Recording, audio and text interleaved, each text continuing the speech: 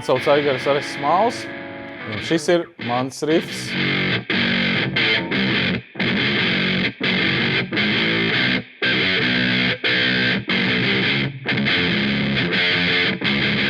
Es mūziku iepazinu pirms šīs dzīves, es tā domāju, tādas apzinātās, jo mans tēvs spēlēja ģitāru un mūziku nodarbojās, un mans vectēvs arī ir mūziķis, trompetists bijis, un arī vecā māte spēlēja akordeonu, un tā kā man tās saistības ar mūziku ir jau no pašas tā teikt, kājas, un tās bērnības atmiņas varbūt, ko es atceros no tāda muzikālā ceļa sākuma, kad man tēvs spēlēja Iron Maiden rifus, kad liek mūs ar brāli gulēt. Tā bija mūsu vakara pasacījuma.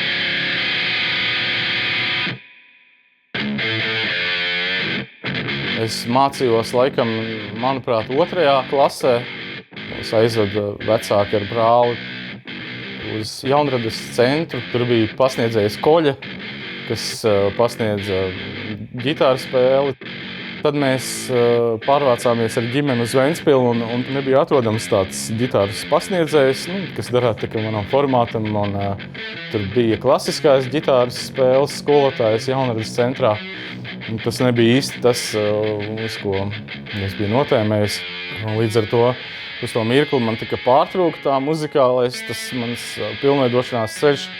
Es sāku kādiem sportiem nodarboties, bet pēc tam aptuveni tas bija 9. klase. Es atsāku atkal spēlēt ģitāru, jo uzzinājām, ka ir viens skolotājs, kas pasniedz privāti, kas arī mūzikas skolā ir. Pie viņa sāku atkal iet mācīties, un tagad jau šoreiz jau sākām jau celt to līmeni no bišķiņ jau tādā pareizajā virzienā.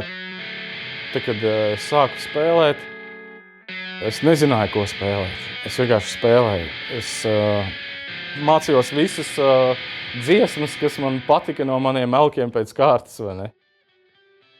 Pēc tam es uzzināju, ka ir kaut kāda mūzikas teorija arī, un ir kaut kādas gammas, ir kaut kādi akordi, ir kaut kādas tehnikas. Pēc tam jau sākās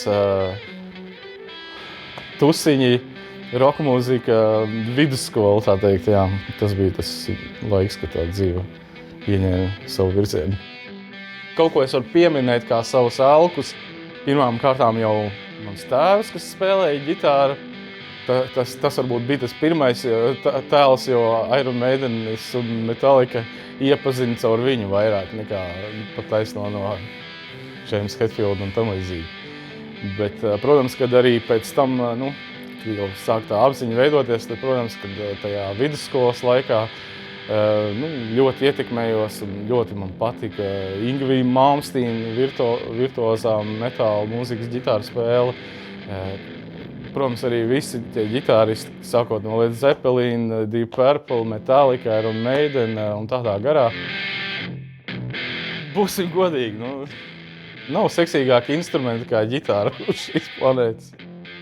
Tāpēc arī es sāku spēlēt ģitāru. Gribējās, lai man ir apkārt skaistas meitenes.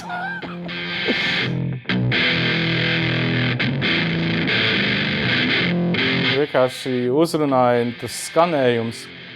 Un tā skaņa vienkārši ir tāda varena, spēcīga. Man patīk, kad instruments ir arī tāds virtuos un diezgan daudzveidīgs. Manā dzīvē mūzika ir ļoti liela nozīme. Es domāju par to mūziku ikdienā, pat tad, ja es nespēlēju viņu, viņi man skan prātā. Vai es domāju kaut ko saistībā ar to visu, vai par grupas lietām, vai par ģitāras tehniskām lietām, vai par citu instrumentu lietām, vai par citu instrumentu skanējumu, vai vienalga kādā veidā tas viss saistās, bet tā ir daļa no manis, daļa no manām smadzenēm. Es domāju, ka tā jau fiziski jau daļa no manis. Man ģitāra spēlē fascinē, kad es esmu viens ar ģitāru, ar savu skaņu telpā, kur apkārt es varu justies pilnīgi brīvi. un viens man nevar izsist no līdzsvaru vai domāt par kādām citām lietām, un es varu vienkārši radoši izpausties. Sāku kaut kādu skaņas svārstību, un tā skaņas svārstība man aiznes kaut kādā citā vispār dimensijā. Tas, ko es jūtu, tiek transformēts fiziskajā izpausmē, ko var teikt par ģitāru mūziku. Es uzskatu, ka es kā ģitārists esmu pirmām kārtām optimists, vai arī kādi šķēršļi, nenāk manā ceļā. Es vienmēr iešu savu ceļu, un es viņu, nevaru tā teikt, es nevaru padoties tagad. Es dažreiz varu būt arī egoists. Es gribētu darīt pa savām lietas, bet nevienmēr to var darīt. Līdz ar to man var būt grūtāk piekāpties citiem. Vēl kā ģitārists es esmu tehnisks. Man liekas, ka diezgan nepieradināms. Man ir diezgan liels pūles jāpieliek, lai es varētu apgūt citus viedokļus, virzienus un jaunu informāciju, ja tas nāk no kaut kāda cita informācijas bloka, piemēram, ja es esmu pieredzis daudzus gadus spēlēt rock mūziku, un tagad es izlēmu, iegūt kaut ko no citiem mūzikas žanriem, piemēram, no džeza mūzikas, man jāpieliek ir ļoti liels pūles, lai es varētu iestāstīt sev, neredzēt tās dogmas un pārējās lietas, lai tiktu pie tās informācijas kodola, kas man būtu vajadzīgs manā ceļā. Kad es tikko uzzināju par alternate picking labās rokas tehniku ģitāristiem, tad es to vien darīju, kā skatījos, lai man rokas strādā, lai locītavu darbojas tur viss pareizi, lai es tur baigi ātri attīstītu to ātrumu. Pēc kāda laika jau mēs uzzinām kaut kādas teorijas lietas, un es atklāju, šeit ir dažādi modi, sanās skaņkārtas, un tad pievērš uzmanību tieši to skaņkārtu ietrenēšanai pirkstos un tās pozīciju atcerēšanās. Un pēc kaut kāda laika, tad atkal tā treniņa metode mainās, ka tu jau sāc izmantot dzirdi, harmonijas lietas trenē. Tās rutīnas un treniņa metodas ir mainīgas visu laiku, un ja viņas nav mainīgas, tad, man liekas, nav arī attīstības.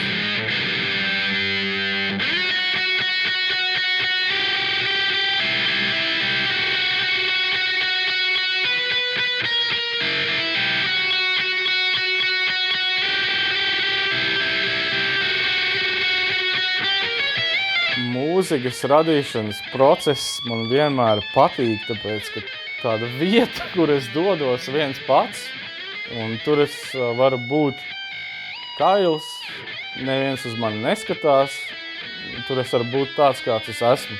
Tas nenozīmē, ka es esmu viens telpā vienmēr un kails, bet tīri tādā tēlēni izsakoties, tās sajūtas ir apmēram tādas. Tas var būt ar ģitāru, tas var būt bez ģitāras, citreiz tas ir tikai ar datoru klēpī gultā notāciju programmām, jo mums iekšā tā dzirde strādā un ir zināšanas, gan attīstītas tā sajūta pasaule, tad mēs varam mierīgi atvērties tam radošajam lidojumam arī bez tā instrumenta.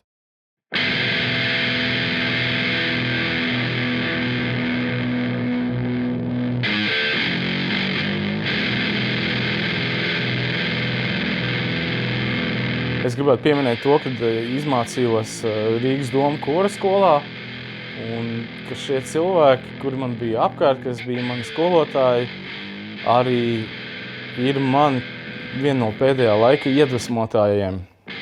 Es sevišķi mans ģitāras skolotājs Andrejs Jevsikovs, kurš ir vienkārši fantastisks džeza ģitārists un vienkārši superīgs džeks. Arī Atis Andersons, mans džeza harmonijas skolotājs un klavieru skolotājs. Arī Aivars Kastiņš, kas man bija bungu skolotājs. Kas džezroka līnijā, kas man tika vairāk iedvesmo uz to pusi. Varbūt Chico Rie, taustiņu instrumentālists, ļoti populārs džeza pasaulē. Ģitārists Frank Gambali, Alans Holtsvorts, tas man vienmēr gan ir bijis un būs kā liels tāds iedvesmas avots. Ar to iedvesmu ir tā, ka citreiz saka cilvēku, tur baigi foršā grupa. mums vajag darīt tā kā tas un tas. Es domāju, bļājiens, kāpēc lai mēs nedarītu tā, kā mēs to darām? Mācoties, mums visu kaut ko vajag ņemt par piemēru, bet tā, ka mēs gribam kaut ko radīt, tad mums ir jābūt pašiem sev. Savādāk tur nekas oriģināls īsti nevar sanākt. Pamatā es esmu rokmūzikas ģitārists, varbūt tas džeza lauks būtu tas, ko es gribu nākotnē ņemt sev līdzi un redzēt, kā es tos varu apvienot. Manuprāt, labs ģitārists nozīmē to, kas neesmu es. Labs ģitārists būtu tas, kas vienmēr ierodās laikā, ir skaidrā un nospēlē to, kas viņam jānospēlē, lieka nerunā un nerada citiem problēmas.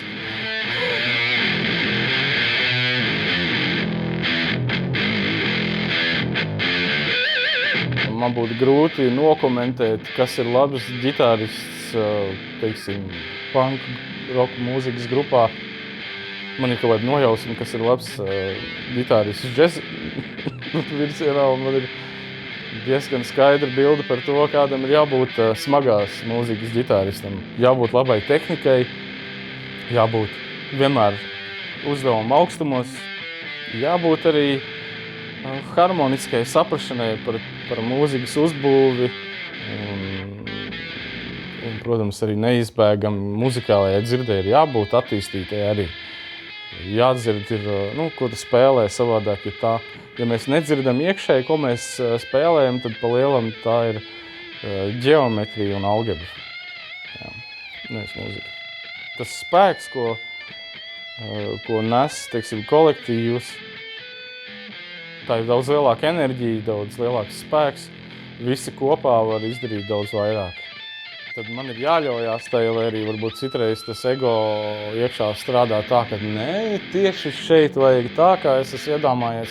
Bet ja mēs to visu atmetam un esam ritīgi atvērti par tām idejām, ka tas viss sanāk kopā, rodas kaut kas maģisks. Un tas ir tas mistiskais moments, kas ir tā maģija, kad rodās tas no visiem kopā sanākot, strādājot, ieguldot tas rezultāts, un, ko mēs varam teikt par jau dziesmu, albumu un tam līdzīgi.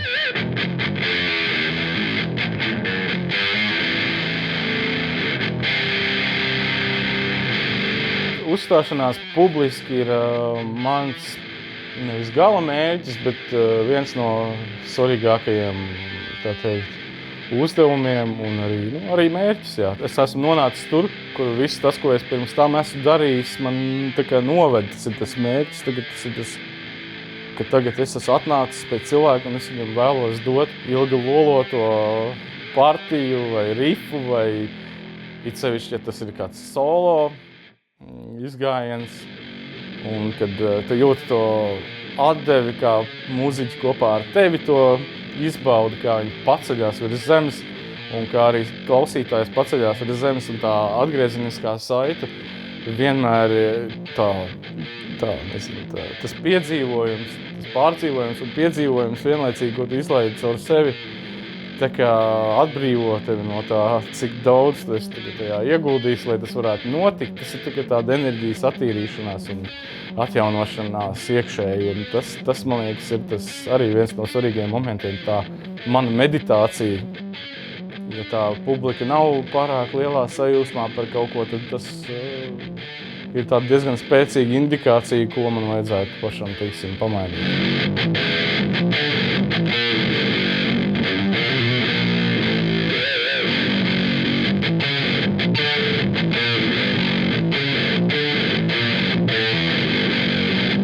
Mūziķim man mīļākā sajūta pēc labi nospēlēta koncerta aizbraukt mājās. Tu neaizmiedz, tu domā to visu galvā, tev tas viss iet cauri, visas tās emocijas, viss tas, ko tu esi darījis, lai tas koncerts ir noticis. Un tas patīkamais, ka tas darbs ir izdarīts, kad priekšā ir atkal jāturpina darīt tālāk.